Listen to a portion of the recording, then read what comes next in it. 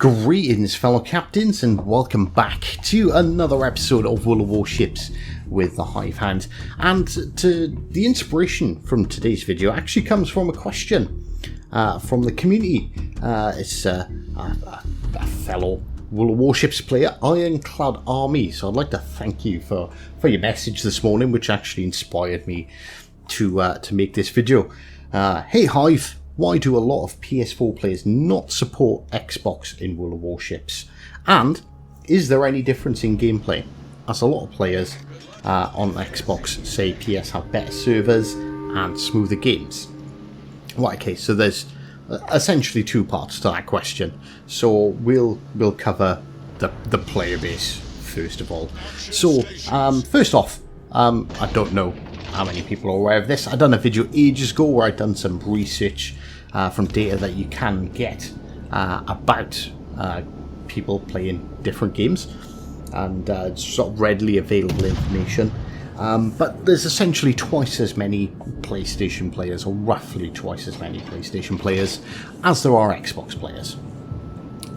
So we need to take that into account. That's something that we need to actively remember in our heads when we're screaming which console's the plebbiest, or whatever dumb argument someone's going to come up with today. But right, okay, so taking that into account. So in general, you'll probably see more PlayStation players than you will see Xbox players.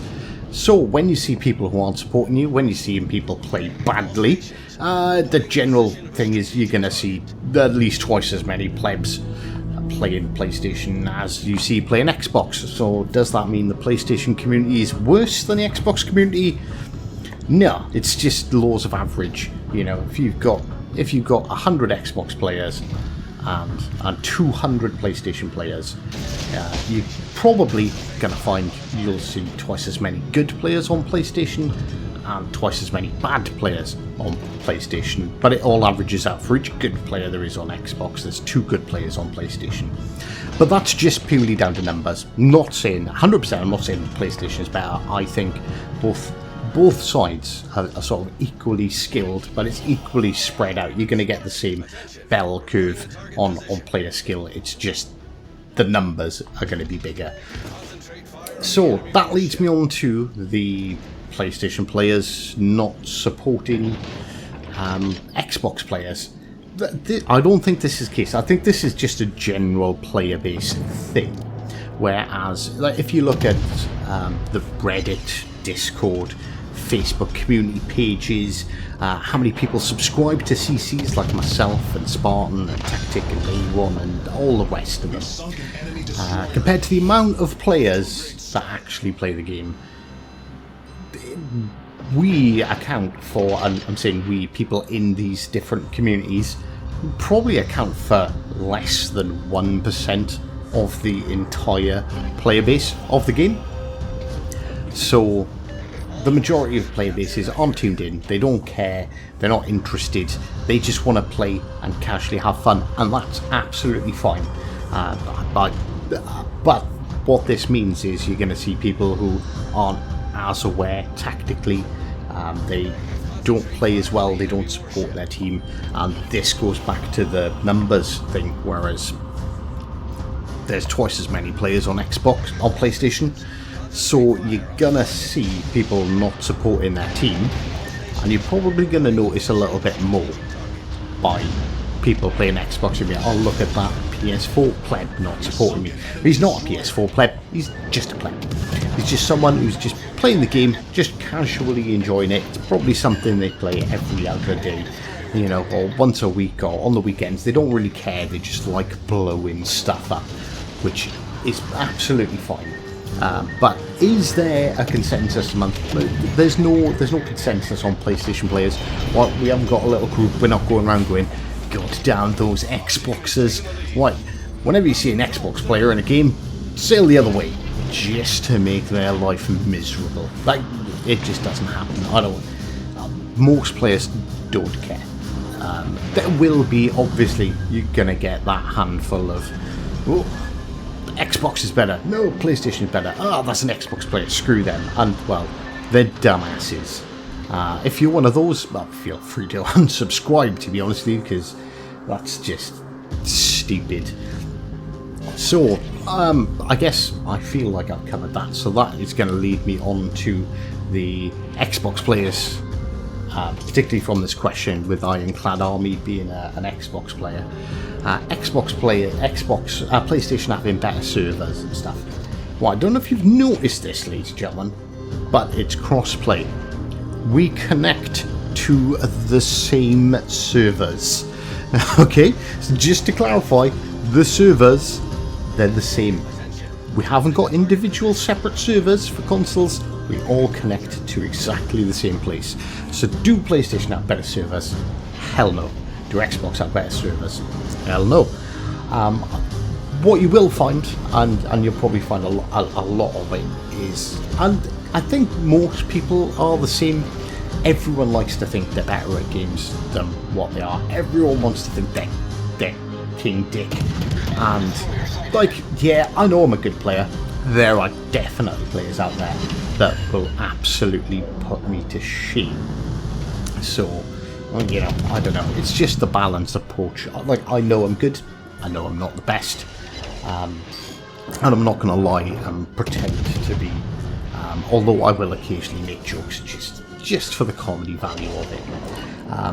But so when people start blaming things on it's the other console player's fault, or it's that guy's fault for not supporting me, you screwed up. And the only way you're going to learn and get better is by realising that, yeah, I screwed up, and yeah, I can't always rely on my team to do exactly what I want to do. They've got their own goals, their own plans, their own ambitions for that particular match, and you've got to play to the people around you, and that's what makes a good player, a player that notices what's going on around them, pays attention to the mini-map, and plays accordingly to that, as opposed to sitting there bitching about everyone else and blaming them. So blaming things like servers, like, so I've got an Xbox Series X, I've got a PlayStation 5, I've had the older consoles as well. They're the same setup, they go to the same TV, they come through the same router, they're hardwired, and honestly, if it wasn't for the controller itself, I could not tell you the difference. Like if you could give me a PlayStation style controller for the Xbox, I could pick it up, play it, and I could not tell you the difference between the two. It's as simple as that. The games are the same, the servers are the same. So if you're getting problems with server lag and you're blaming the servers, honestly, the best thing to do is to just have a look at your own connection. This goes Xbox, PlayStation, and this is just generalizing. Obviously, hardwired is always the best option. You could be 2 foot away from your Wi-Fi router and running on Wi-Fi, and you could run a 100-meter RJ45 cable all the way around the house, up the chimney, down, tie it to the dog to keep him controlled in the garden, and then plug it back into your console, and it'll still be better than Wi-Fi. But just a little general tip, I've been online gaming probably since the inception of online gaming, and there are things that you can definitely do to help. So hardwiring is like the first thing you want to do. That makes a huge difference. If you've got a particularly rough connection, there's another thing called port forwarding. I'm not going to try and explain how to port forward, because it depends on your router, your console, your internet service provider. All these things have a factor, but just Google, like, if I want to port forward my PlayStation on my BT Wi-Fi hub, I'll just put in PlayStation port forward in PlayStation 5 BT Wi-Fi hub, and basically what you can do is you can set a bunch of controls on there which allow you to give your console preferential treatment, because everything that's connected to your Wi-Fi, you're plugged in through hardwired RJ45 or whatever system that you're using, everything is always fighting for control over the internet. Everything wants the most bandwidth, even though it doesn't need it.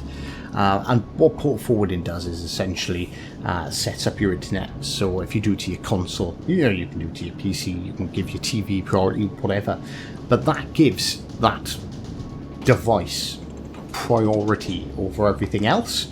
So basically your router will sort of set aside bandwidth. So when they start fighting, they're like, "Oh, I want to talk to the internet. I want to talk to the internet." It just goes, "No, PlayStation, you go first, or Xbox, you go first," and yeah, that essentially that will probably fix half your problems if you like to complain about the servers, because they're not. So just to point out in the background, my first game in the Kiev. For people who say I can't play DDs, there you go. Have you some of that. So thank you very much for stopping by. Obviously, if you disagree with any of my points, the comment section is open. I'm always open to have friendly, constructive discussions about these kinds of things. Slap the like button, subscribe if you haven't already, and of course, as always, until next time, take care.